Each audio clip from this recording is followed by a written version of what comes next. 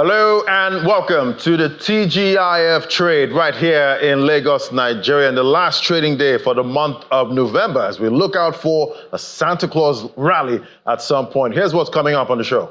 Zambia's inflation rate surges to the highest level in 3 years as power tariffs increase by 115%.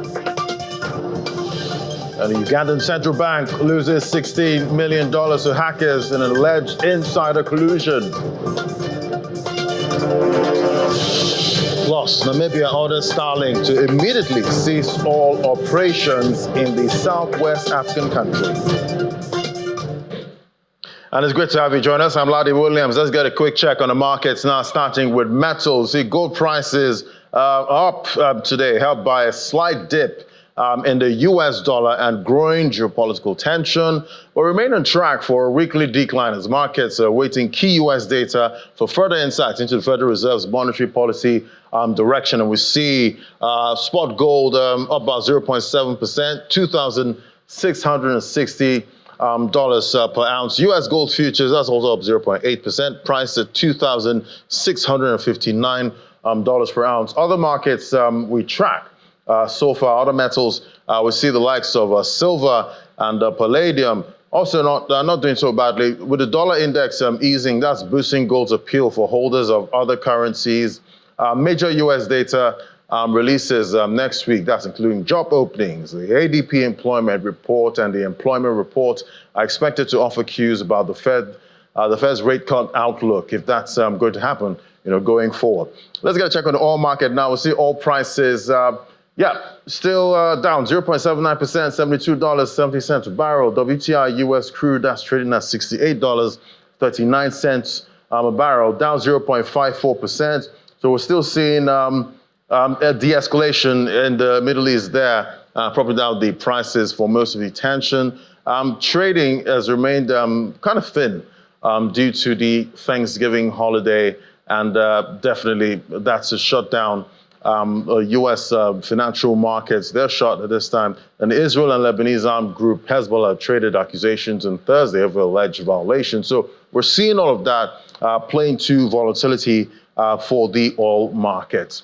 All right, so it's Black Friday, and definitely as retailers roll out juicy, mouth-watering deals today, inflation and currency devaluation impact on spending is apparent as retailers try to balance giving deals and maintaining profit.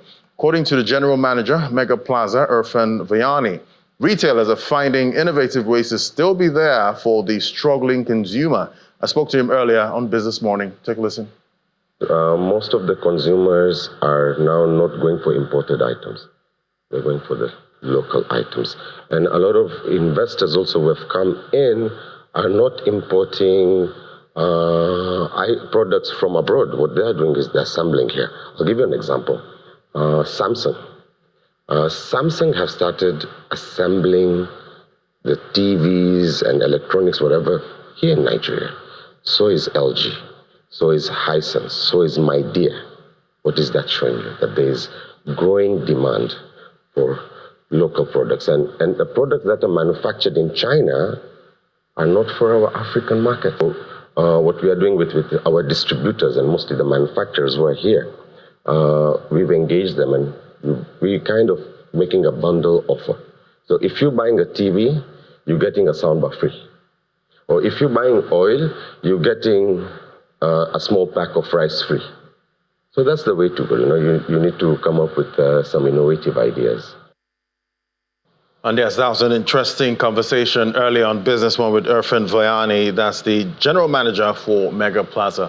Well, as Nigeria prepares for a $1 trillion economy, stakeholders in Nigeria's leather industry are making moves to add value to leather exports, to reduce reliance on oil and get a share in the leather products market. That's the global leather products market.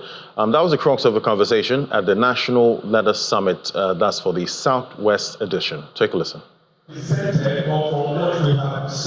the National Leather Investment Summit Southwest Edition, organized by the National Steering Committee on Leather and Leather Products Policy Implementation Plan and Rosiette Forte Nigeria Limited. The leather sector can rival oil.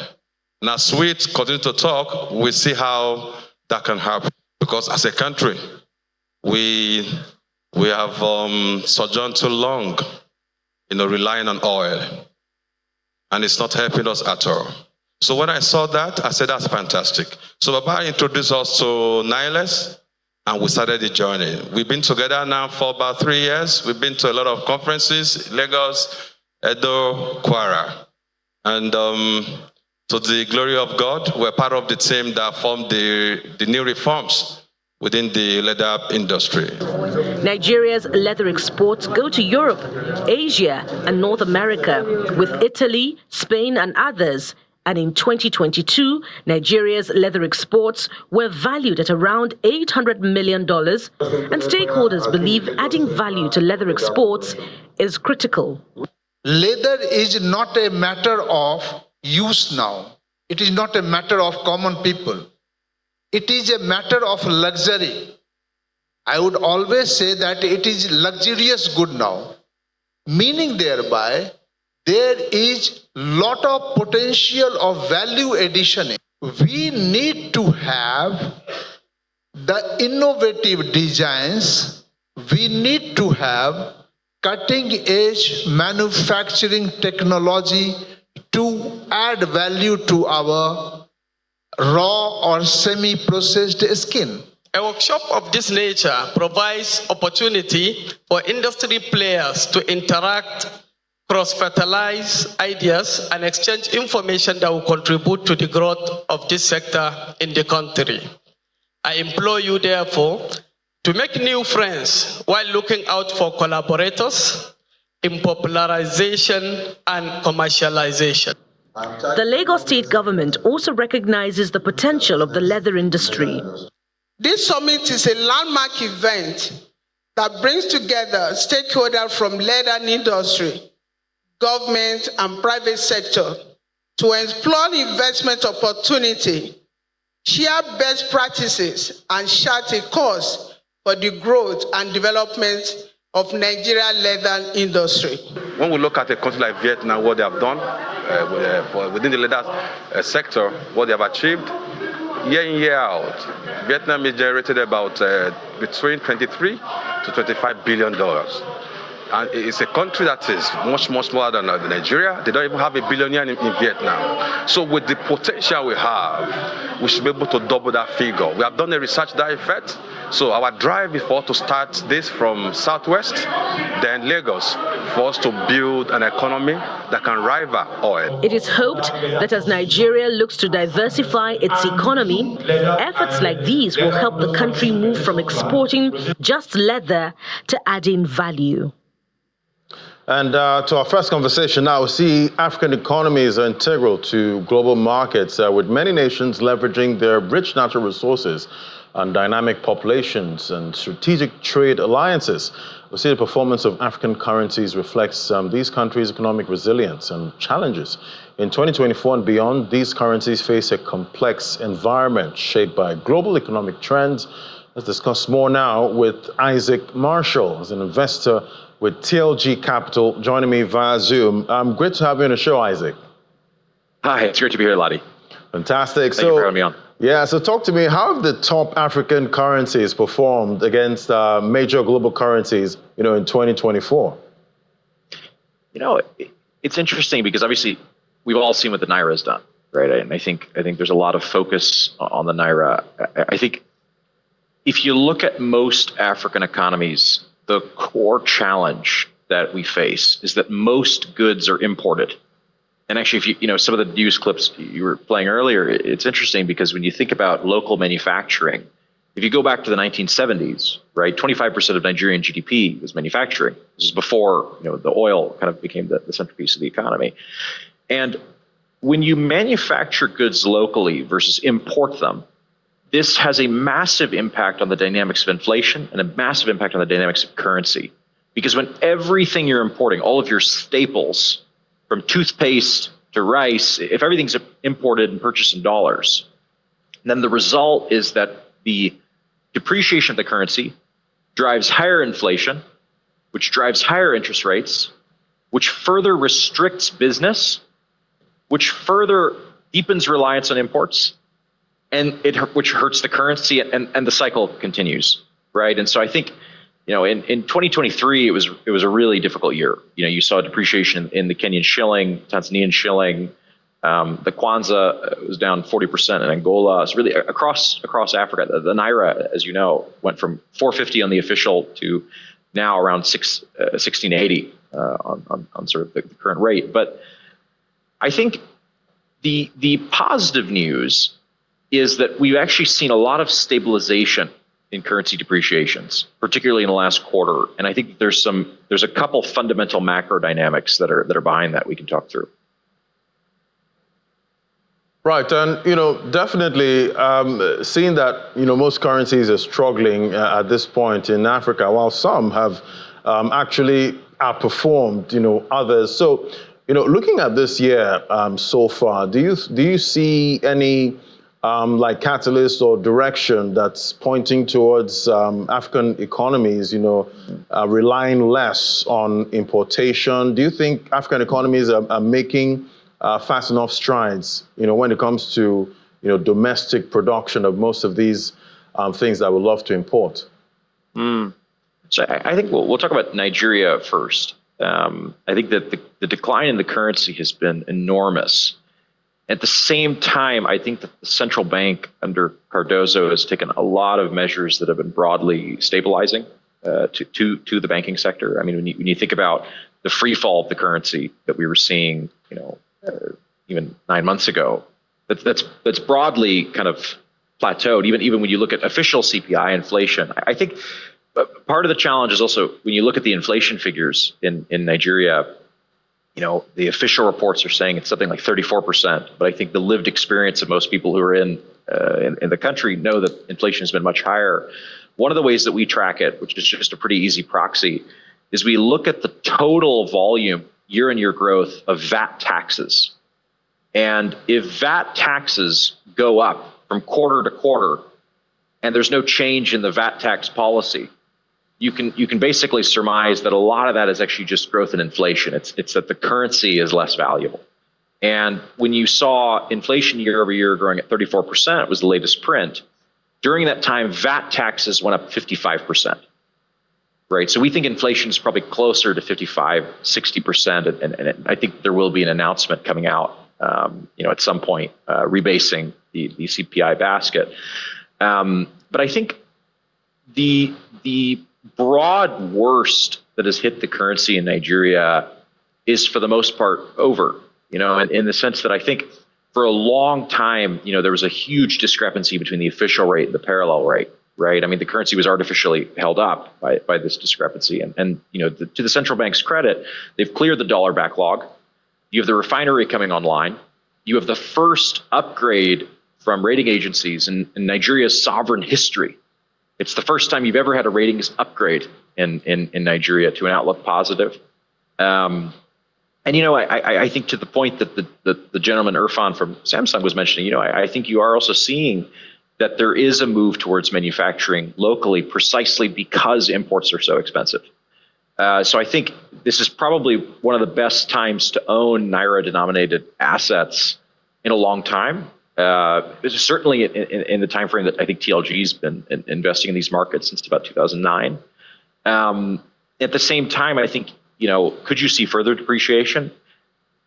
You can, right? Because a lot of that just depends on the speed with which local manufacturers can begin building. And so a lot of it depends on the capacity of entrepreneurs to go out and build things. Right, and you did mention, efforts from the central bank and the Cardoso-led central bank. So I'm wondering, let's imagine we didn't have the rate hikes so far from 2023 into 2024. What do you think the value of the Naira would be without the rate hikes? That's a really interesting question. I mean, if you look at the amount of depreciation that has happened, so one of the ways you can look at the real value of a currency, sort of is basically based on inflation, right? So if you look at the amount of inflation that's happened in Nigeria compared with the value of the inflation in the U.S., which would be for the U.S. dollar, right? It can give you a sense of where the currencies should price at. And if you take what the worst inflationary environment has looked like in Nigeria, and you apply that, you could see a Naira value of 3,500, right? And so I don't know. It's hard to say that the actions of any one institution drive that, right? And I think a lot of what the central bank did that was really, really wise is they also stabilized the banking sector. I think beyond just raising interest rates, they raised the cash reserve requirement.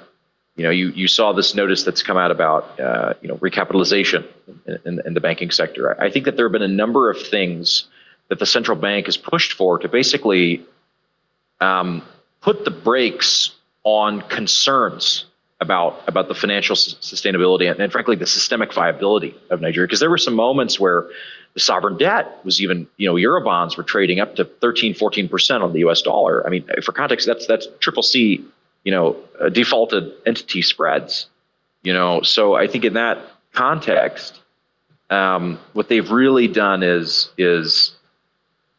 allow an international community and a domestic community to feel more comfortable investing locally. And I think it'll take time for that to build out. I don't think this is something that fixes overnight at all, but I think that there have been some very positive measures that have been taking place. Right, and now we have a Trump presidency that's loading for January. How do you see, Trump's policies, impacting, major currencies in Africa, especially the Naira? I think ultimately I've always felt that African entrepreneurs hold destiny in their own hands. And obviously there's a need for improvement at institutional level as well. But I think, the U.S. will kind of continue ticking on one way or the other. I mean, of course, different administrations have different impacts. Marginally, the price of oil could move one way or another under one administration versus another, for example, and that has a bearing on Nigeria for sure. But I think the impact of building a refinery locally, that, by the way, is the largest single-track refinery in the world, has larger capacity than any single refinery in all of Aramco's operations in Saudi Arabia. That's an enormous endeavor. And I would argue that efforts like that far outweigh any policy impact of any leader. And so I think it's in the young people in these countries to continue with the entrepreneurial spirit that is so vibrant and so incredible. Because I think that the future is firmly in the hands of people who are building things to help the country. And definitely, we're going into 2025. What are you seeing for the Naira, looking at the exchange rate to the dollar? It's really hard to say where things price out short term. I think if you look at where inflation, if you rebase inflation to if you take the official headline inflation figures as real, then the Naira looks significantly undervalued. If you rebase inflation to where we think it's closer is, which is around that 55 to 60% mark, then the Naira looks about fair value at the moment. So I think the past quarter you've seen the Naira hold at the current level. We've found that you can easily transact in and out of dollars and out of Naira at the exchange rates that are telegraphed. So those official exchange rates work. And I think that's where you'll end up. I think you could see some slippage, but I think roughly speaking, I think the worst of the sharp depreciation is over. But it's short-term markets are impossible to call, is honestly the view. Right, and going by what we've seen so far, in 2024, what African currency do you think is going to outperform most in 2025? Look, I think the Naira will outperform expectations. Because I think that if you look at local yields, there's actually incredibly high local interest rates in Naira, right? And I think it's because folks are pricing for further depreciation. So I think the Naira will outperform expectations. But I think in terms of pure performance, I think I could be wrong, but I'm really interested in the cedi and the pound. To be fair, we're not actively putting on positions in local currency on those two currencies. But I think The pound, the cedi, both have a lot of room to come back. I think in Ghana, you've seen kind of the public debt situation stabilize. There's an upcoming election. So I think this could be a really good year for Ghana as well.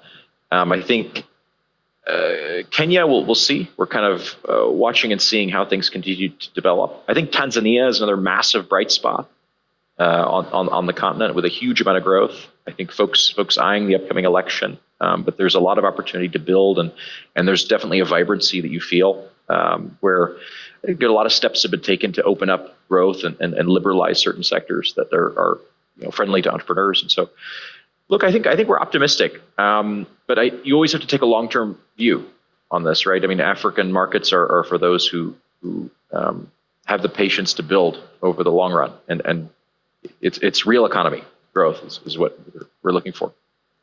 All right, we'll definitely look out for that. And I also want to, before I let you go, I want to know what's your all-in African currency going into 2025, if you have one or two. Taking risk on African currencies if you're converting into dollars. Look, taking a bet on one currency versus another is, I'm always long businesses as opposed to currencies, but currencies obviously factor into it. I think if you were to own one currency and you expect it to stay stable and make great opportunities out of it, I like the Tanzanian shilling.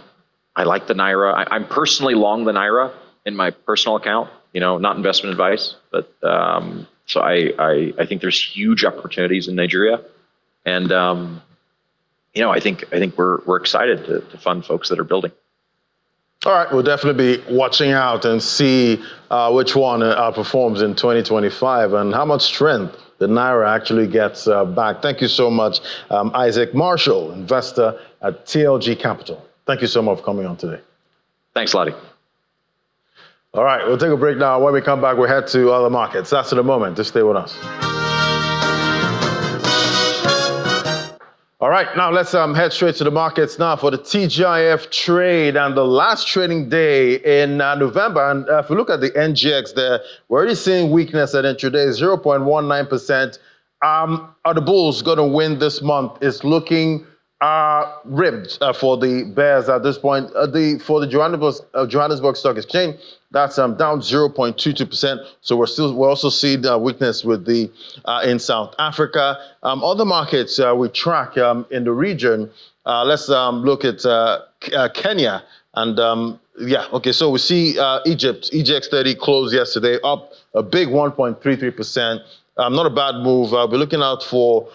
We could take that trade as a last one for November, but they do trade on the weekends, 30,242. Then we see the Kenya, the Nairobi Stock Exchange closing yesterday, marginally down about 0.03% at 110 points, 25.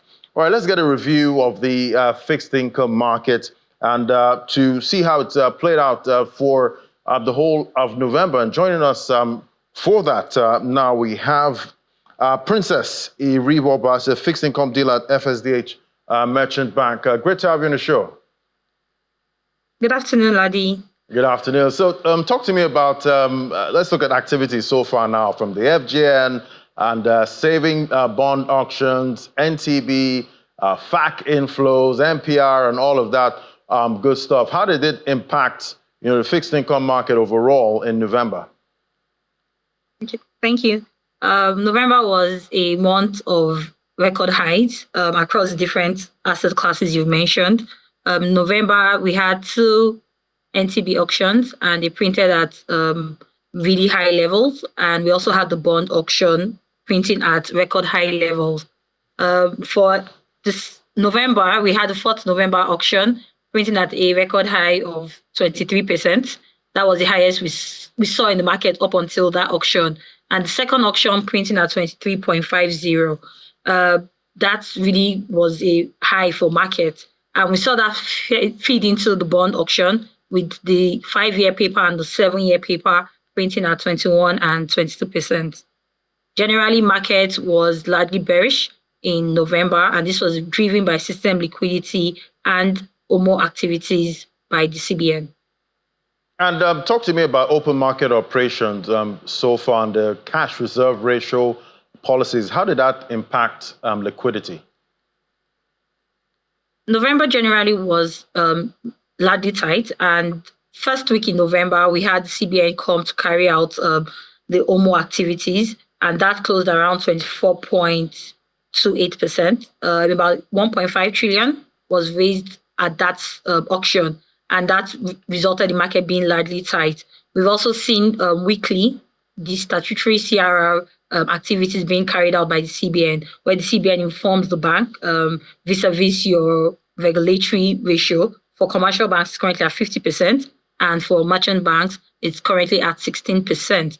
CBN has weekly carried out those statutory debits from the system and the OMO auction. So far in November, we've had just one auction. We're about to wrap the closing day, last trading day for this month, and we had just one OMO auction in November. We expect that post fact payments that started coming to the system 2 days ago, that there should be another OMO auction next week. That's the first week in December. And how might, global interest rate trends, influence the domestic fixed income yield? Because we've seen, a lot of rate cuts so far from, developed economies and even right here in Africa, but we're still going in the opposite direction. So what are you seeing with that? Earlier this week, there was the MPC meeting, and like you rightly said, whilst it seems like we're going in a different direction than what we are experiencing globally, we've noticed that the pace of that cut has reduced. The previous MPC meeting, we had MPR hiked by 50 bips, and this last meeting this week was hiked by 25 bips. We've seen the Fed hike by cut rates by a total of 75 bips this year. However, the minutes and communique indicates that because of the inflationary pressure still persists, right, that that pace of rate cut on a global scale might slow down going into 2025. We expect that that forms some form of benefit for Nigeria, given that our rates were still at elevated rates. So for FPIs, it's good levels. The carries are going to be largely attractive. Nigeria is also coming into the Eurobond market in December. We expect that should offer our current levels or yield levels should offer an attractive carry to FPIs. Irrespective of the fact that the global scene, there's been some rate cuts, I expect that the consistent inflationary pressures would result in the global Fed, the US Fed, the ECB, the BOE reducing the pace of that cut going forward, just to still keep global inflation in check. About that 25 bips hike, by the MPC for November. Some were expecting 50 bips. So it's been described as a dovish hike at this point. So is that pointing us towards maybe a hold going into next year or some kind of cut for Nigeria? Yeah, like you rightly said, market expected 50 to 100 bips increase at the last meeting. However, a 25 bips, and like the governor rightly said, a lot of these are lagging. Some of the indicators are lagging, and from the communique, it speaks to the fact that the committee is looking at the ripple effect of some of the rate hikes that they've done this year. I think we've done a total of about 875 basis points, and we expect that some of the impact that the committee expects will come in following months. I would say that in the coming meeting, the next meeting in January, market is likely going to expect a hold, given the fact that just a 25 basis points rate hike occurred. And by January, we also would see how it plays out on the global scene. If the Fed and the ECB continues some form of rate cuts, I believe that our current CBN governor will be posed towards a hold compared to a potential rate hike. All right, we'll see if we get some kind of surprise in January. So what are your year-end expectations? That's for December. I know most markets are expecting some kind of Santa rally. Yes, market largely expects a Santa rally, and that's largely driven by trend. Bringing it local, we typically see some form of disbursement into the system from CBN in December. Also, we expect that liquidity is supposed to drive some form of rally. Also, we expect that with the Eurobond issuance that should happen early December, the supply of instruments should significantly reduce on the local side, and that should push some form of rally. Markets, largely asset allocation activities by the buy end, should also push some form of rally into the end of the year. So generally our outlook for yields are lower going into December. All right, we'll definitely be looking out for all of that. Thank you so much. It was great having you. That was Princess, a real Bashas fixed income dealer, FSDH Merchant Bank. Thank you so much.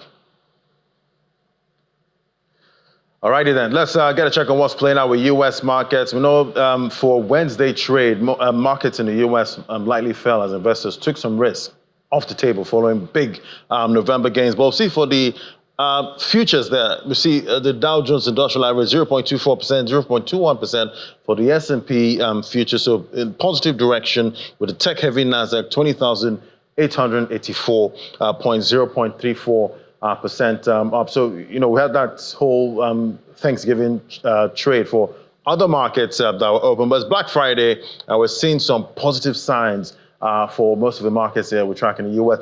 Let's get a check on what's happening with Asia now. So Asia Pacific markets mostly lost ground today with the Nikkei down 0.37%, 38,208 points. The Kospi, big 1.95% dip. On the flip side, Hang Seng Index staying up 0.13%, 19,394 points. Other markets we track in Asia, at this point, when we see those South Korean stocks leading losses, other markets we track in the region, that's a Nifty 50 there, that's up 0.76%, 24,098 points. The Shanghai Composite up 0.93%. So definitely not looking bad for most of the markets we track for that trade today. Let's take it on to Europe now. See, the political climate is getting rougher right there in Berlin as Germany is preparing for snap elections. That's weeks after the three-party coalition government failed. And one of the reasons for that was supporting as a fiscally conservative measure there. But we'll definitely find out what's playing out in Europe after. So some African news now. We'll see the Uganda's central bank. Uganda's central bank, very interesting one there, falling victim to a massive cyber theft, with hackers reportedly siphoning off 62 billion Ugandan shillings. That's about $16.8 million. Authorities suspect insider collusion in the high-profile breach, which has raised serious concerns about the nation's banking security measures. The hacking group, identifying itself as Waste, infiltrated the Bank of Uganda's IT systems earlier this month, transferring funds to offshore accounts, including some reportedly in Japan. And Zambia's annual inflation rate jumped to its highest level in 3 years in November as the nation's worst drought in more than a century, and the kwacha's continued weakness stoked electricity and food prices. Consumer prices rose about 16.5% compared with 15.7% in October. The kwacha has slumped about 3.52% against the dollar so far this quarter as the Southern African nation has been forced to increase costly food and electricity imports to deal with the shortfalls caused by the drought. Last month, its energy regulator approved the state-owned power utilities request to raise electricity prices by 115% from November 1st for customers with large power demands to pay for the imports. And Zimbabwe's economy is expected to grow by 6% next year as it recovers from the adverse effects of an El Nino-induced drought and prolonged power outages. That's according to the finance minister. This year, the economy is expected to grow by 2%. In line with the projected GDP growth, revenue collection is estimated at 270 billion Zimbabwean dollars at 19%, while tax revenues at about 52.1 billion ZiG, and that's for non-tax revenues. In US dollar terms, the fiscal framework translates to a GDP of approximately $38 billion, revenues of $7.5 billion and expenditures of $7.7 billion. Zimbabwe has received remittances amounting to $1.9 billion from diaspora in the 9-month period to September 2024, and that's up 16% compared to the same period in 2023. Official data shows that diaspora remittances, that's money sent by a person in a foreign land to his or her own country, have become one of the biggest sources of foreign currency for Zimbabwe after exports. Preliminary estimates indicated that the current account balance recorded a surplus of $227 million in 9 months to September 2024 as a significant improvement from the surplus of $59.4 million recorded in the same period last year. And Namibia has ordered Starlink to immediately cease all operations in a southwest African country, saying the satellite internet service owned by billionaire Elon Musk is operating without a required telecommunications license. Demand for Starlink services in sub-Saharan Africa has soared in recent years as local operators often struggle to provide fast broadband internet, especially in areas far from cities. And in some cases, people have traded and activated the terminals illegally. While Starlink has submitted an application for a telecommunications service license, it is still under review, and the Communications Regulatory Authority in Namibia says until a license is granted, the importation of Starlink terminal equipment and use of its services contravenes the law.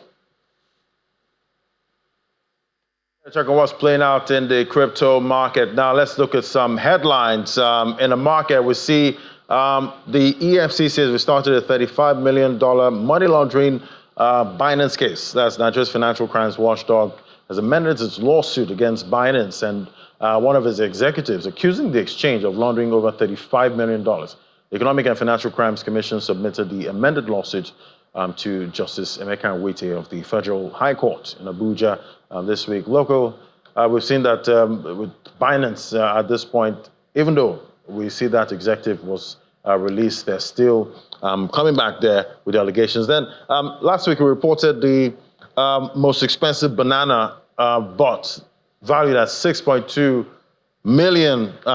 So we see Justice Son, the guy who bought that banana, actually took a bite of the banana. So he did promise he'll eat it. The banana artwork crypto entrepreneur, that's Justice Son, fulfilled this promise and made after spending that $6.2 million. So he did eat the banana, and definitely I'm wondering what that banana tastes like. $6.2 million, that's a lot of money at this point. But let's bring in Sheol Dania now. He's the CEO of Alpha Gig Technologies, joining me via Zoom. Great to have you on the show. Hi, good afternoon, Ladi. Yeah, so I don't know if you've had a banana lately, but I did. But it cost about maybe 2,500 Naira. How you see this move by Justice Son? I mean, basically, right now, we're in a sort of like a bull market. So everybody's hipping into everything possible to go with the trend. So as far as concerned, Justice Son is someone who controls, the Tron blockchain, and quite a lot of stuff is going on that ecosystem right now. So I believe anything to be in the news, to promote activities on his blockchain, he will do. And I believe that's what this is about. And that's making the headlines, as we see, and definitely drawing attention to the blockchain and other products that they are developing in that ecosystem. And talking about making the headlines, is that playing into price action in the crypto market at all? Not right now, but definitely to draw attention to the Tron ecosystem. A couple of months ago, they recently they developed a launch pad, which they have also been using to promote meme tokens and other things, just the way we've seen a lot of action within the Solana ecosystem. So I believe that, they are also trying to get a lot of people within the ecosystem, to start developing products and building. And as we see that, there's a lot of adoption going on right now. So almost every project is looking for ways to ensure that they stay relevant. So yeah, this is one of those moves. Yeah, Justice Son, always in the news most of the time, all the way from I think about 2016 or 2017. He's been in the news for that long. But looking at where the market is right now, I believe the last time we spoke, Bitcoin wasn't anything close to $100,000. So a lot has changed since last time you were on the show. Were you expecting this price movement? I wasn't, but evidently it was certain that with the United States presidential elections going the direction that it went, so there was definitely going to be positive direction for cryptocurrency in general, because we know that the current president-elect Donald Trump is pro-crypto, and a lot of the people around him are also pro-crypto. So that evidently gave a sign to investors that this is the way to go. I'm looking at, I know there's a trend, most of the time, for Thanksgiving trade and for Black Friday. What's the trend been like, in the past for, Bitcoin price? And what would you say is different, this year, Black Friday? Usually during Thanksgiving, it's the period where people, talk to their family members about their Bitcoin earnings and, what they've earned over crypto. But over the past couple of years, we noticed that maybe in the first few years of Bitcoin, yes, the price action will go because people then will learn about it. But we then learned, a couple of years, like 5 years back, during Thanksgiving, there's usually a sell-off, because of the holidays are coming, people probably need cash in their pockets, so the price usually drops. But this year, we are seeing something entirely different, and evidently because of the dynamics around the current Thanksgiving, which people are actually giving thanks for their, for their gains on their crypto investments. And of course, more people are aping in, or because of the fear of missing out, a lot of people are also buying in, saying, that 100K definitely in sight, and the chances of mass adoption and higher gains would, are closer than we thought. Right. So, this year's Thanksgiving is, something different. Yeah, definitely. Not seen these prices before. Nearing 99,000, couldn't break that 100,000 level. Then we had that pullback. But it seems Bitcoin is trying to make another attempt for $100,000. Do you think it's going to make it this time, or might see that resistance level, So people will always take profits. And evidently, when the signals are too clear, there are a lot of people who are also trading futures and are going long.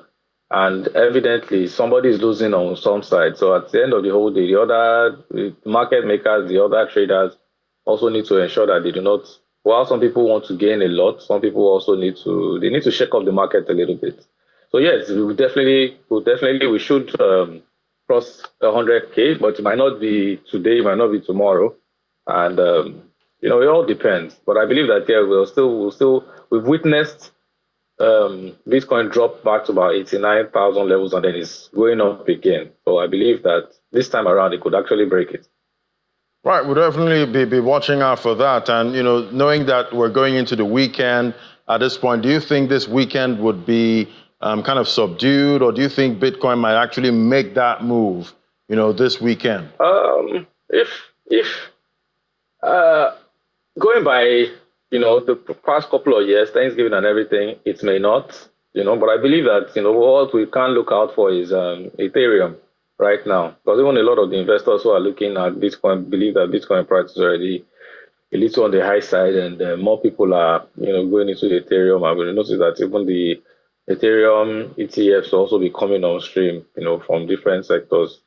Yeah. So this weekend, there's no financial advice, but it's something that everybody could look out for. But the Ethereum and the other altcoins are also would, once Bitcoin has made its own move, it will relax a little bit. The others will then take over because everybody's looking to get more profits. Right, and I'm talking about the others, taking over. We know that alt season, most investors begging for some kind of alt season at some point. Is it already happening? Yes, it's already happening. People are taking position, because this period is no longer the period where people just create projects just to make money. Right now, people are actually building projects that they believe will.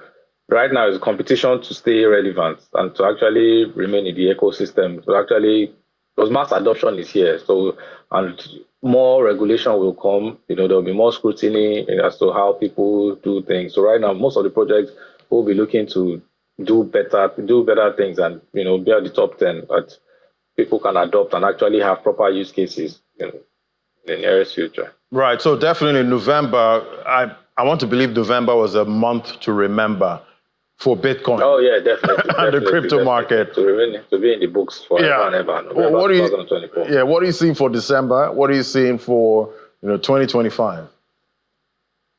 It can only get better. So definitely mass adoption. People will build more on the blockchain. People will build more projects around, the central bank digital currencies will definitely be a thing.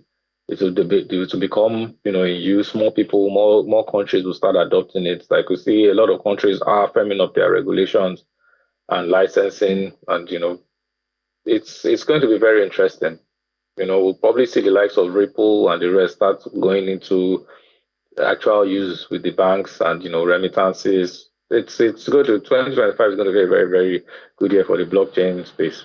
Talking about 2025, what are you seeing for the space in Nigeria? We've seen some crypto exchanges.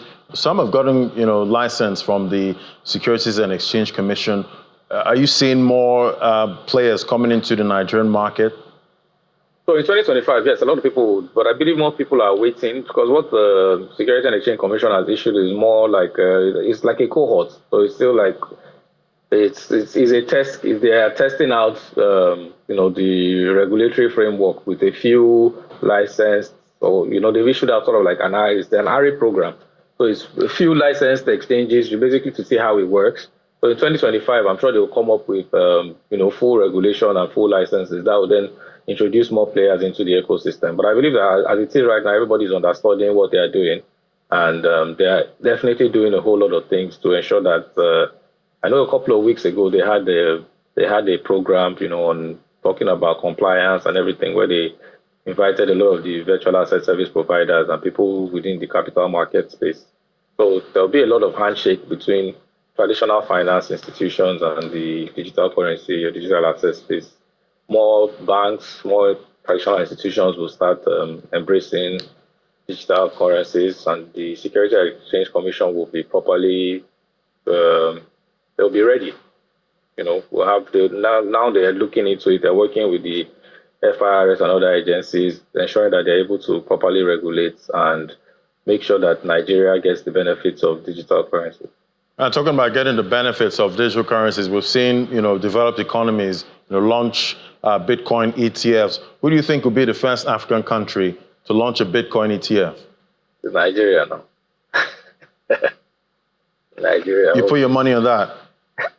Always. All right, Cheryl, thank you so much. We'll definitely look out to see who comes first with a Bitcoin ETF in Africa. That was Cheryl Dania, CEO, AlphaGeek Technologies. Thank you. Thank you very much for having me. All right, let's take you back to Berlin now. See, the political climate is getting rougher in Berlin as Germany is preparing there for snap elections. Let's bring in Lars Holter now with the details. Great to have you, Lars. So what's playing out so far? Thanks for having me, Ladi. Well, I suppose we have to look back and just quickly talk about what exactly the debt brake is. It was a political idea later put into the constitution that bans the government from expanding federal debt in order to balance the books.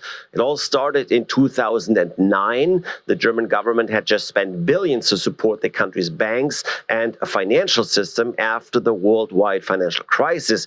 But that had worried investors, it had weakened bond markets, and the idea was to implement a policy that would encourage confidence. So they decided that the government would have to balance its budget every year without amassing new debt. So basically by saving money somewhere in order to spend it elsewhere. For a long time that made sense. After all, constantly adding to the country's debt leaves the government with ever-rising costs and less money to actually work with. Also, it's unfair to future generations to leave them all that debt. However, one could argue it's also unfair to future generations to let the country's infrastructure crumble, to fail to invest and threaten the country's economy and growth by strictly adhering to a concept that might have been helpful a few years ago and isn't any longer. So what's the significance of the debt brake in most recent talks?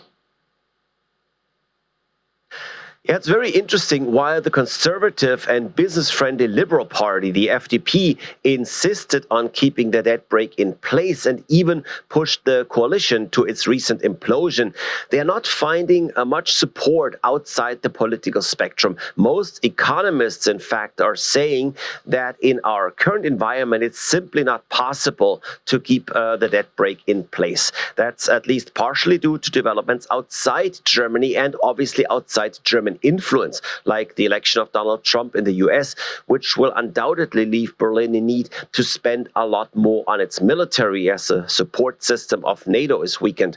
Then we have the war in Ukraine and the support Germany is lending as the Ukrainians defend their country against Russia. It costs Germany billions too, and that can't just be paid out of the regular budget. And then, as I hinted on, there's massive investments needed in Germany. We literally have bridges collapsing and other enormous challenges keeping our infrastructure in shape, and everyone knows it. So even conservative parties that used to be in favor of the debt brake say that it has to be loosened. What are investors looking at in today's markets?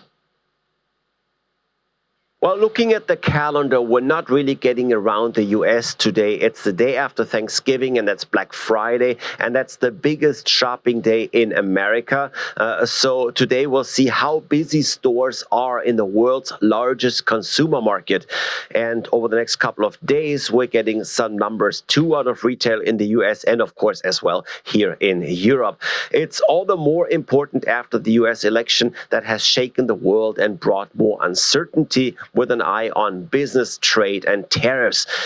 Meanwhile, here in Germany, we're looking at the job market today. We're also getting some inflation data for the Eurozone. So some more numbers to parse towards the end of the week. All right. Thank you so much, Lars. Thank you, Ladi. Yeah, that was Lars there giving us the details of what's playing out in Europe. So, so the TGIF trade right here in Nigeria, that's going to end very soon. I will get a sense of who won for November. Was it the Bears or the Bulls? But we'll definitely find out. Thank you so much for watching. You can watch this again on our YouTube channel. You can also follow the conversation on social media. Just search for Channels Television. I'm Ladi Williams from me and the team right here at Channels HQ. It's bye for now.